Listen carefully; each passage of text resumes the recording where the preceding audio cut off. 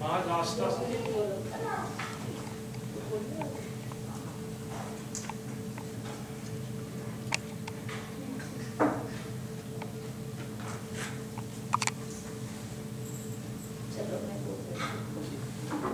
I was going to say something. It's better that Mars said it than Mars.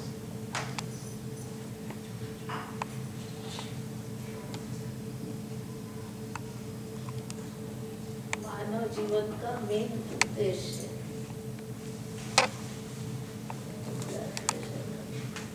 Main goal of human life. अपने आप का development, Develop yourself. Internal development, और वो गुरु के पास जब जो शरीर, मानव शरीर अपने आप में तैयार हो जाता है, उसके द्वारा शक्ति का संपादन दूसरों को होता है। Asking that body, and she said that body she refers to the Guru, that body in whom everything has been perfected. God is evident through that body. Through that body, the transfer of Shakti takes place to others who approach such a Guru. उसका चिंतन, उसका मनन, उसका दर्शन, हर ढंग से शक्ति प्राप्त होती है। When we, from such a being, when we think about them, when we pray to them, when we meditate on them, in any way when we bring them into our lives, into our attention, we get the power, we get the Shakti, transfer of Shakti from such a. और वो शक्ति प्राप्त करने से हमारा अपना change होता है life. When we get that Shakti from such a Guru, our actual life, our own life changes.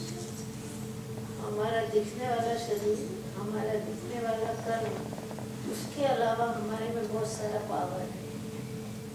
What is visible to us, our physical body, our physical actions, that is there. But besides that, there is a vast and a huge reservoir of power within us. और उसको तैयार करने से हम अपने आप में शुद्ध होते हैं, व्यवस्थित होते हैं और परमात्मा के गुणों को प्राप्त करते हैं। When we develop and obtain this Shakti, this power that lies within us, we actually develop for the better, we become better, and God's qualities, they descend into us. We obtain God's qualities.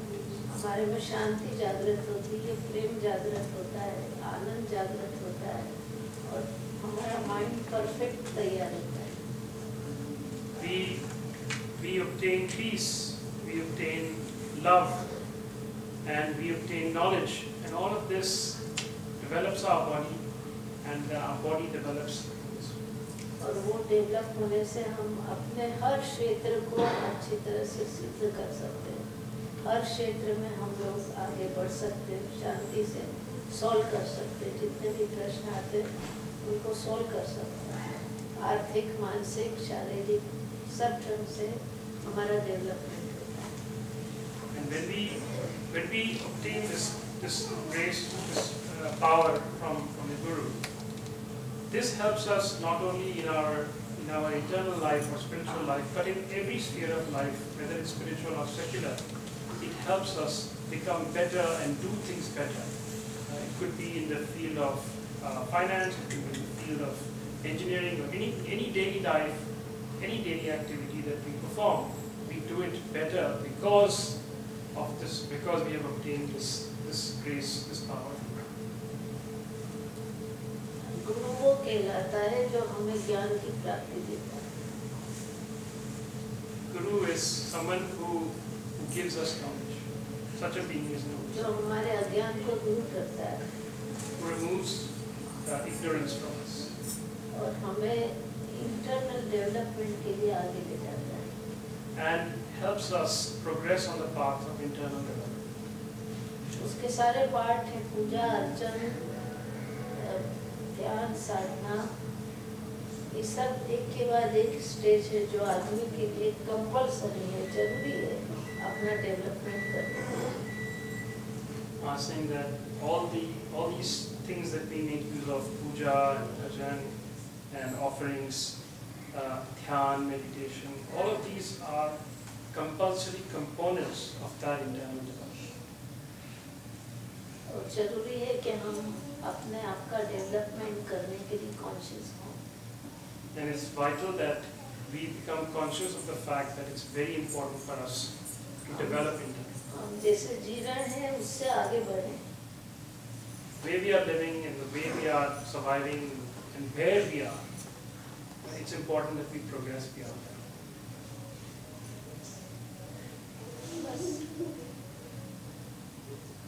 ध्यान जरूरी है। पूजा अर्चना करने के बाद उसका चिंतन, उसका मनन और उसको पचाना, वो तीनों चीज जरूरी है। I'm saying after we do puja, it's important that we take the puja inwards, we do the puja inwards, and we meditate on that puja. And after we meditate on that puja actually settles within us. I'm saying all these three things are vital: the physical act of doing puja, the internal meditation on that puja, and then the subsequent digestion of that within us. All of those are important. बस इतना ही है। अब क्या करें?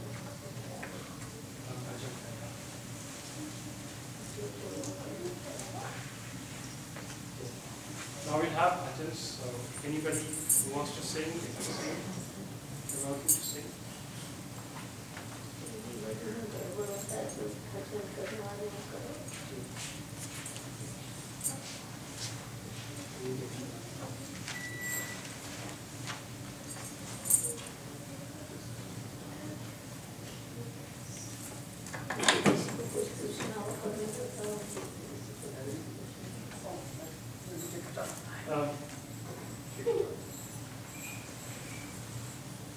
Does anybody have any questions? Anybody wants to ask my team? I was saying I will answer. I have a question.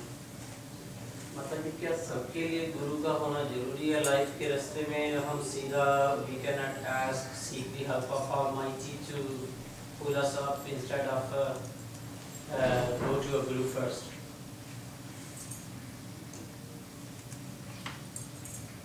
यदि हम इतने आगे बढ़ गए हों तो सवाल नहीं खड़ा होता गुरु का, परंतु इतनी कैपेसिटी नहीं होती। बचपन से हम जन्म लेते, वहाँ से हमने संस्कार डालती माँ, वो पेट से संस्कार डालती।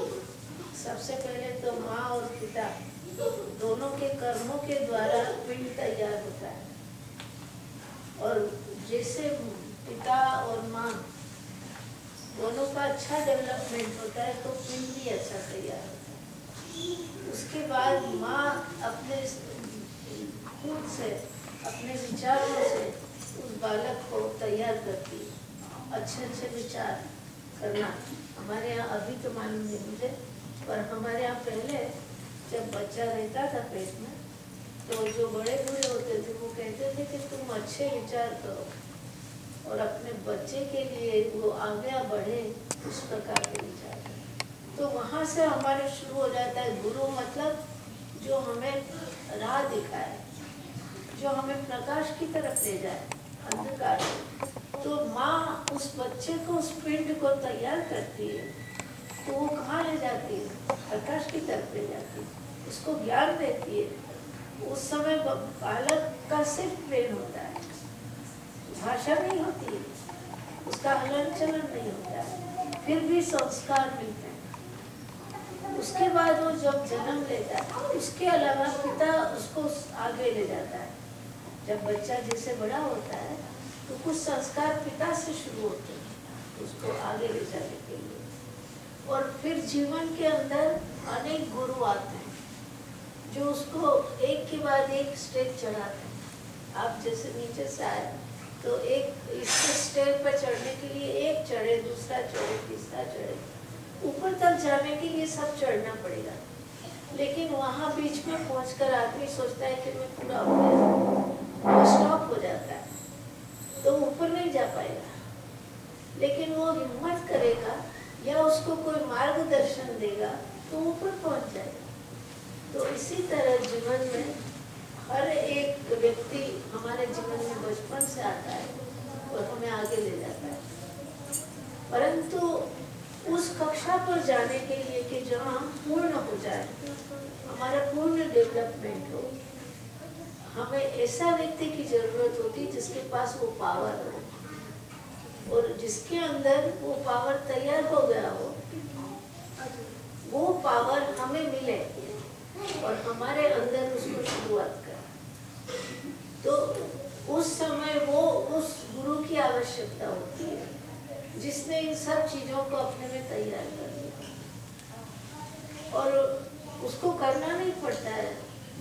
उसकी स्थिति ऐसी हो जाती है कि वो खुद पिंड बन जाता है सूर्य का, उसका चिंतन किया जाए, उसका मनन किया जाए, उसका दर्शन किया जाए, उसका स्पर्श हो, तो पावर अपने आप में शुरू हो जाता है। जैसे हम प्लग लगा देते हैं तो पावर शुरू होता है।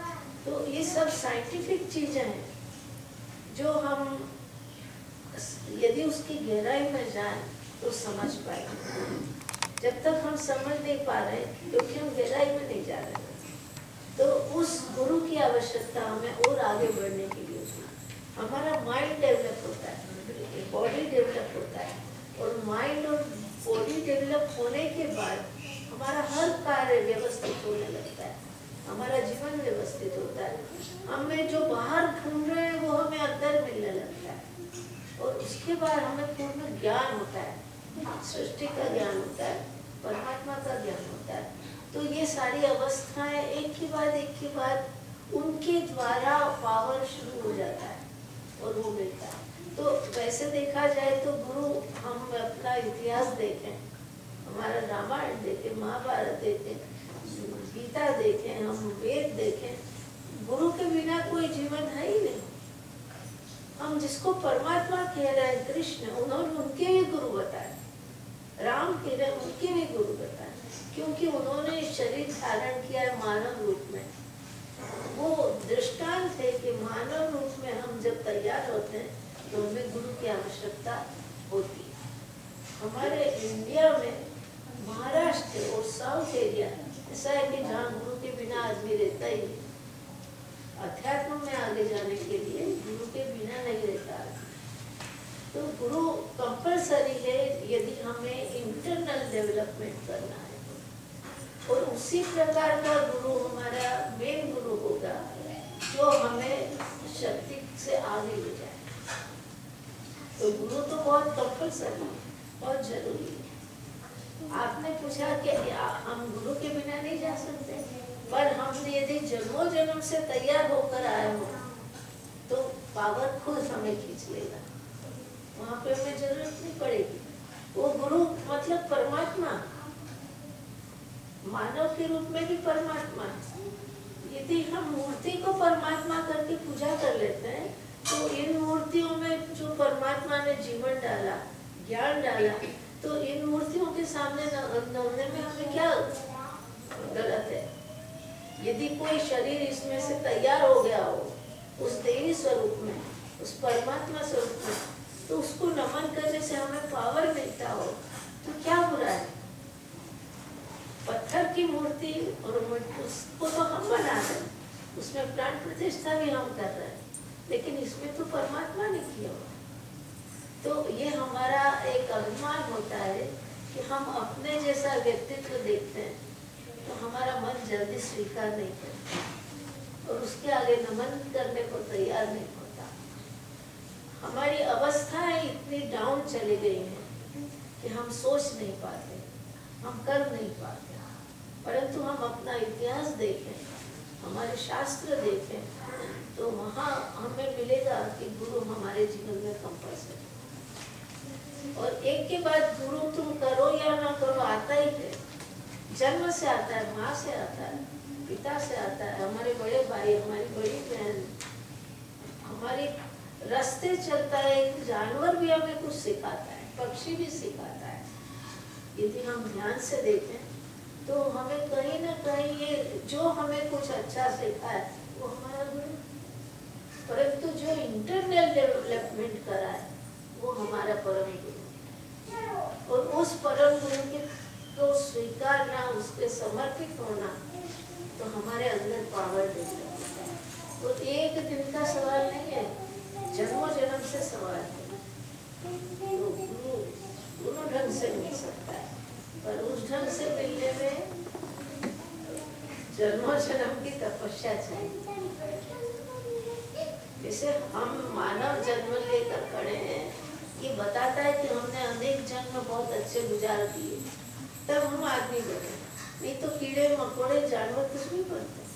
कितने सारे जन्म है जो हमें दिखाई भी नहीं देते, पर उन सब में से हम मानव बने। तो मानव के पास ब्रेन है, उसके पास पावर है, वो ईश्वर का की नकल करता है। वो आज हमने जितने साधन बनाते हैं, तो परमात्मा जो साधन बनाता है हम उसकी नकल करते हैं। हम यदि मूर्ति भी बनाते हैं तो वो भी परमात्मा की नकल, उसने हमें बनाया और हम अपनी ही मूर्ति बनाते हैं। हम किसी मूर्ति को नाक मुंह के बिना बनाते हैं, अपने ही ढंग से उसको सजाते हैं। हम अपना श्रृंगार उसमें देखते हैं, हमारा ही वो प्रतिबिंब होता है और उसको ही हम पूजा करते हैं। पर हम अपने आप की पूजा नहीं करते। हम बाहर देखते हैं इसलिए बाहर की पूजा करते हैं, पर बाहर की भी पूजा करो और अंदर की भी पूजा करो, तो और तुम्हारा डेवलपमेंट होगा।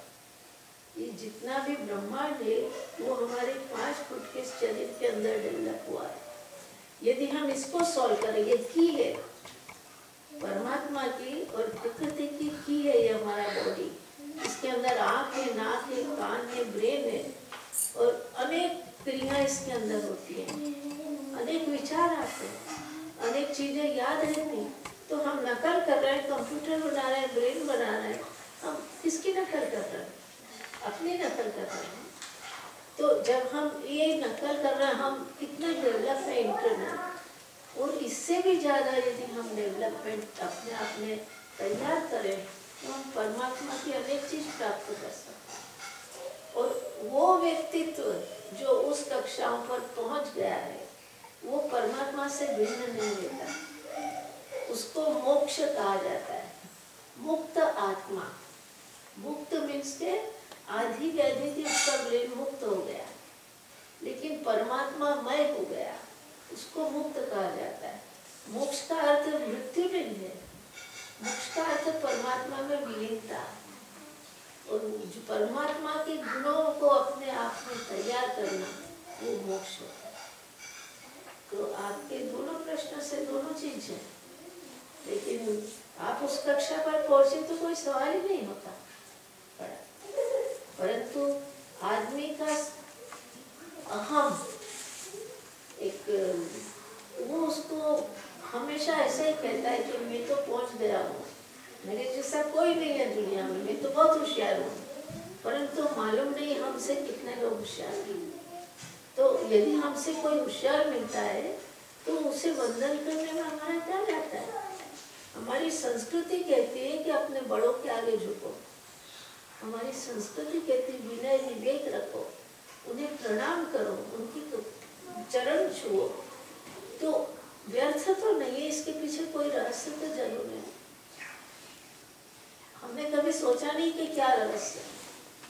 हम यदि पांव छूते हैं तो ये नाखूनों के द्वारा हमारे में शक्ति प्रवेश करती है, उनके पांव से शक्ति बाहर निकलती है, नाखूनों से बाहर निकलती है और उसके द्वारा हमारे अंदर प्रवेश करती है। तो ये साइंस हम डिक्लेयर नहीं है, इसलिए हम उसको महत्व नहीं देते, और डिक्लेयर नहीं किया क्योंकि कारण होंगे कि कोई गलत लोग गलत उसका प्रयोग ना करें, इसलिए।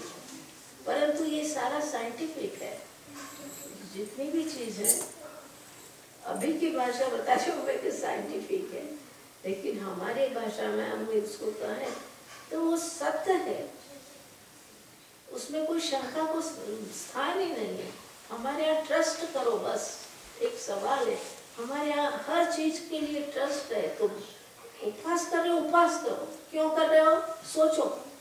तुम गीता पढ़ रहे हो, क्यों पढ़ रहे हो गीता, खाली पढ़ो नहीं, उसको समझो, उसको सोचो, उसके एक एक शब्द में क्या लिखा है उसका अर्थ निकालो, तो गीता पढ़ी हुई कहलाएगी।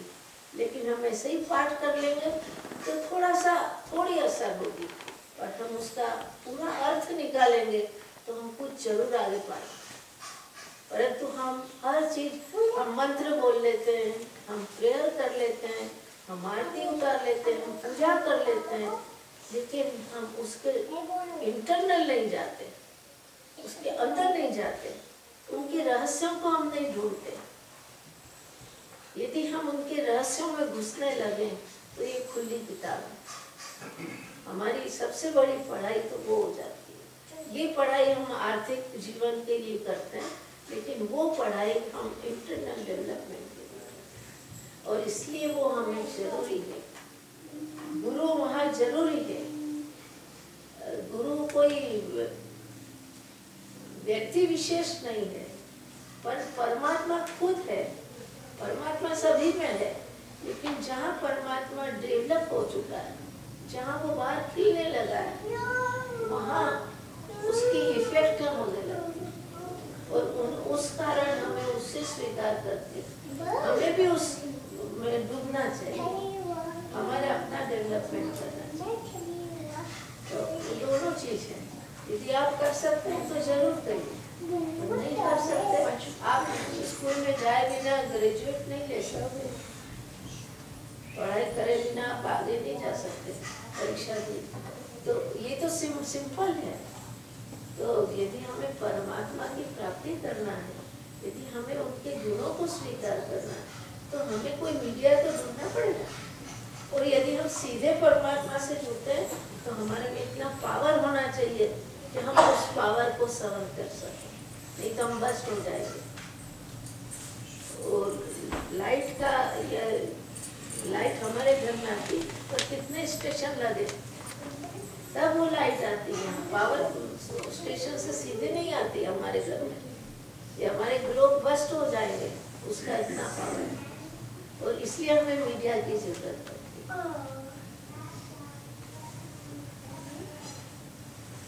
मुझे मालूम नहीं आप हिंदी समझते हो कि नहीं। मैं समझता हूँ।